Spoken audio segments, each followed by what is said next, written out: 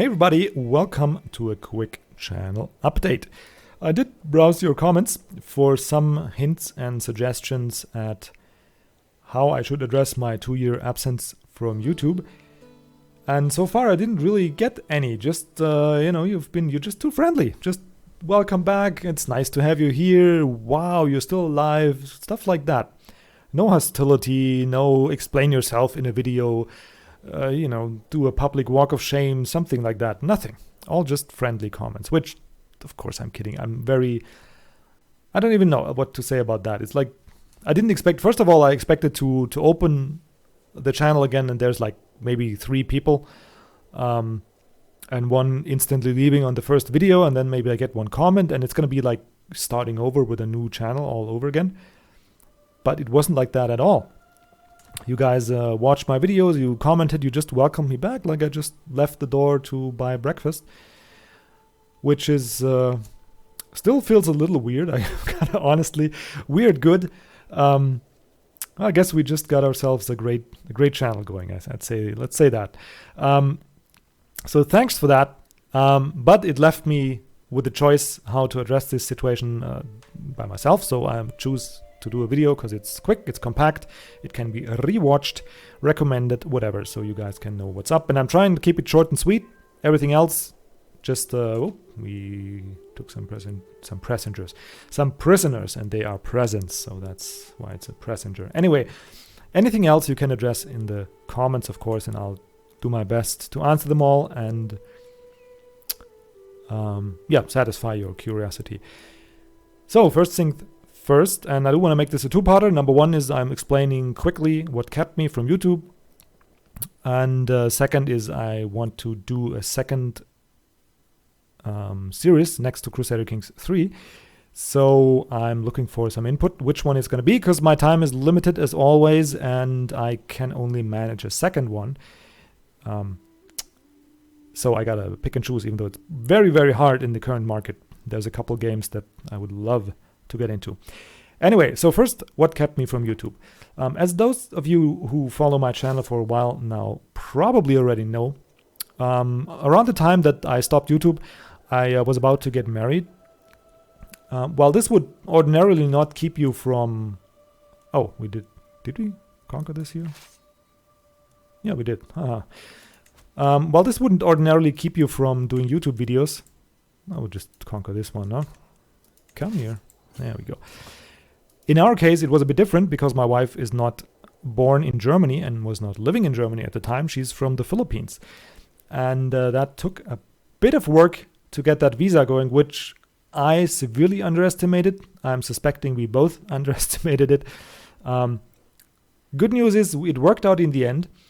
Bad news is my expectation of this being a formality, since we're both no criminals, we're both middle-class citizens with decent jobs, got proven like it was the opposite. It took us 1.5 years, and just to give you a hint at what this was, is we got a deadline from the embassy and it got extended twice, and we made the deadline by 11 hours. Just let that roll off your tongue. Visa process over 1.5 years, a long distance relationship of almost 6 years at that point, like 5.5 or something around that. And we made the deadline for the paperwork and for the stuff that you need to have done in 11 hours. Part of it is because we picked the worst possible timing, which is the migrant crisis in Germany. So the offices were just absolutely swamped. And you could get nothing done. You could get nobody on the phone. But all in all, it was one of the worst experiences in my life, honestly. It tested our relationship to a limit that, it almost broke it. And it did take us quite a while to recover from it. But since that really wasn't enough fun already, I, at the time, was studying my master's and was close to my master's thesis. So I had all that paperwork that's associated with that. Not so much paperwork, but finishing the reports, finishing the labs, making sure you got all the exams done, making sure you got a professor that will mentor you through the thesis, and so on and so forth. while also working a regular, I think I worked 32 hours a week or 40 hours a week at that time, and brought it down to 32.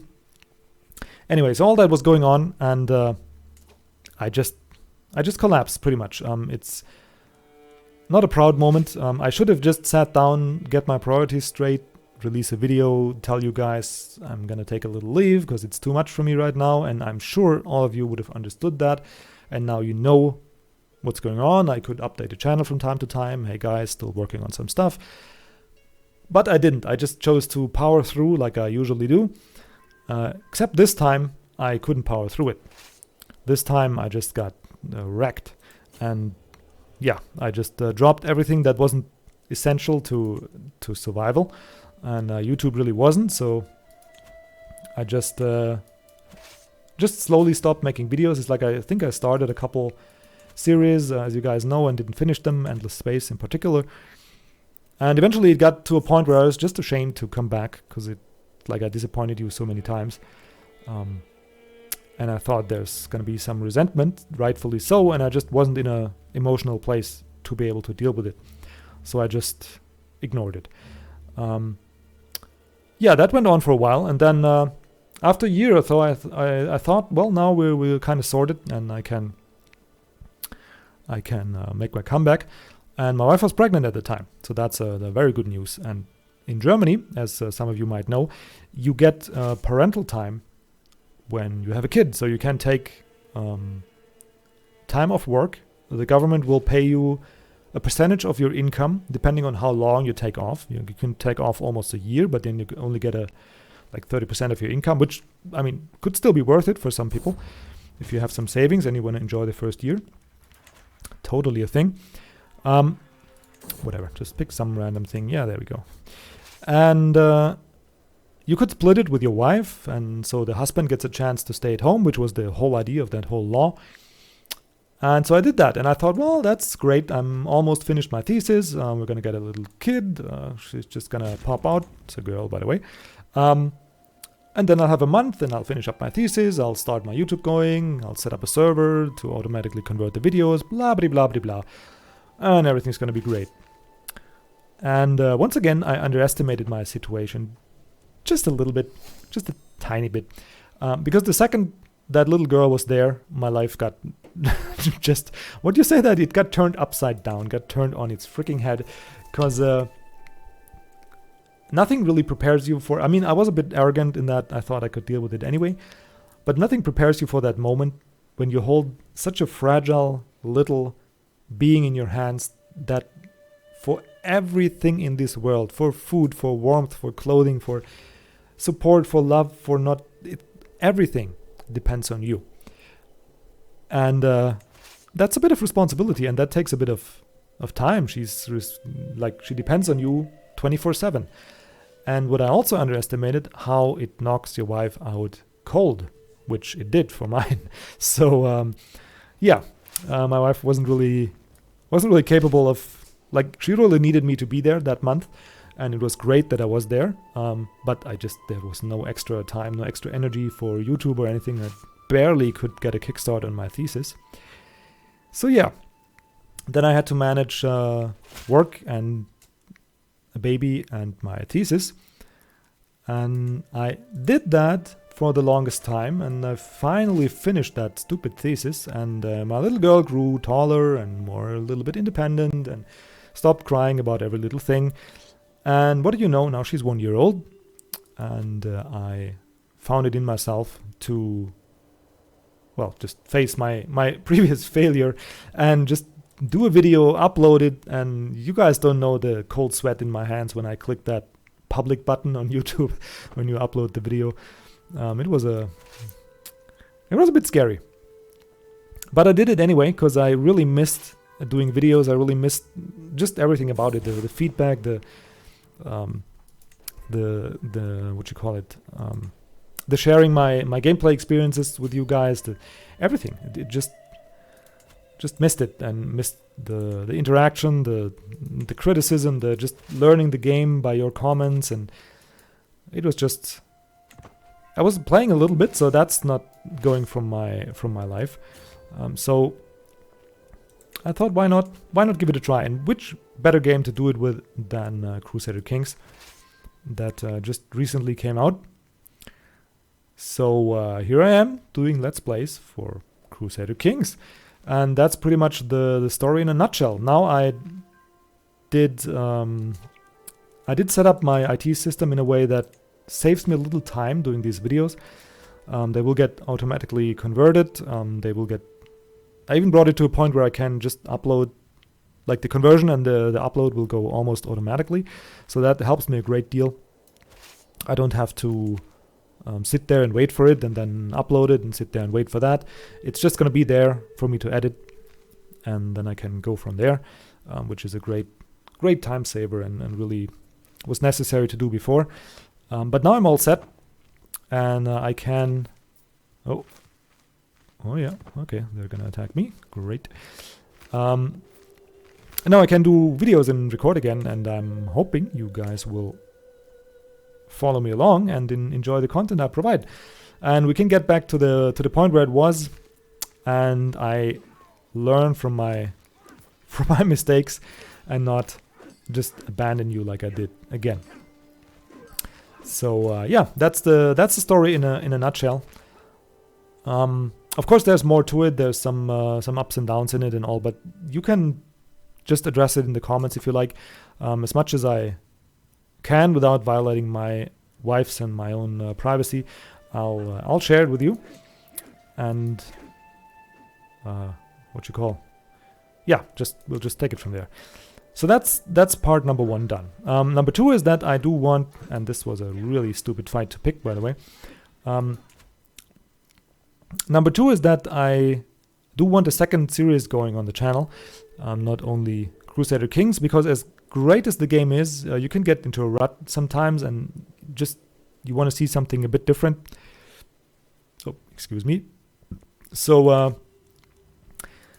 yeah, that's what I want to do, and there's a couple games available that I would love to play, and I will make it so that I put a comment for each of the games in the comment section, and then you guys can like the one you like, and give me an indicator which you want me to play, and I will, if it's really close, I'll just make the decision myself. Like, there's not going to be a tiebreaker or whatever, or fist fight for the winner. But if there's a clear winner, I will play that one, because there's a couple games out that are, in my opinion, equally great.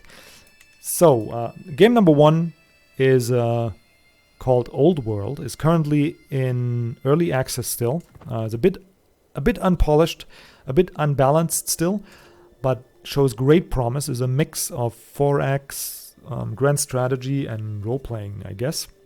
And they really pulled it off.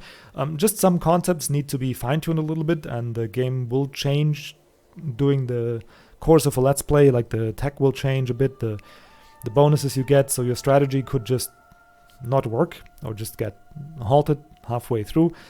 But for me, that's something I'm willing to deal with, I'm willing to live with, because the game itself is really great. And that will be option number 1. So if you guys enjoy that, just give it a thumbs up. Number 2 is a game that I played a little bit. Actually started a 3-video Let's Play over Christmas before I got... before my daughter took my time. So that is Transport Fever, I almost said Transport Tycoon there, Transport Fever 2, which is a game about pretty much what the name says. It's like you need to manage logistics. You got trains, cars, planes, ships, big random generated maps, and you got to connect cities for people and resources, and you got to connect industry for resources, raw materials, and then produced goods. And that can get very complicated, and the game has a really elegant way of boiling down that complexity, so you really have it at your fingertips, and you can really manage it well and build a complicated transport network without getting a headache or a concussion doing it. Like, it's not fiddly at all. I'm really impressed with the way they solve the complexity of what you're actually doing there. And it's quite pretty to look at, and I think it's fun to play. So that would be option number 2. It's a bit older, I know, but who cares, right? We're not going to go with the trends anyway. I'm going to play what I love and where I can share my enjoyment with you guys. So that's number 2. And option number 3 is one that I saw a couple videos of. And yeah, whatever. Now we have a peasant uprising. We'll just deal with that because I'm not going to save this one. Whoops. Where was I? Number 3 is also a simulation game. And that is called Soviet Republic Workers and Resources. Some of you might know that. Got released, I think, almost a year ago. So also a little bit older. How to describe that? I'm stuttering for words. It's a simulation. So you're building a communist, not even city. It's like a communist country or region. You can build multiple cities and you can connect them. And you can micromanage a lot of aspects of daily life, mostly focused on the classic keeping a population going, keeping them healthy with the hospitals, doctors, keeping them educated, keeping them fed and warm, stuff like that. But the level of detail you can go into is just astounding. And one thing I really love about is that you can really just give you a hint at what the game does for you. So usually you just have a menu of stuff, like if I show that here, right, I can go in here. Well, that's maybe not the best province to show.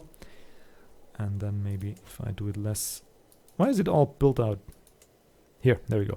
So you go here and you have like a menu for stuff you can build, right? And then you just click it and it will get constructed, take some time, blah, blah, blah. The way Workers and Resources handles this is you do have the option to buy stuff with money, yes.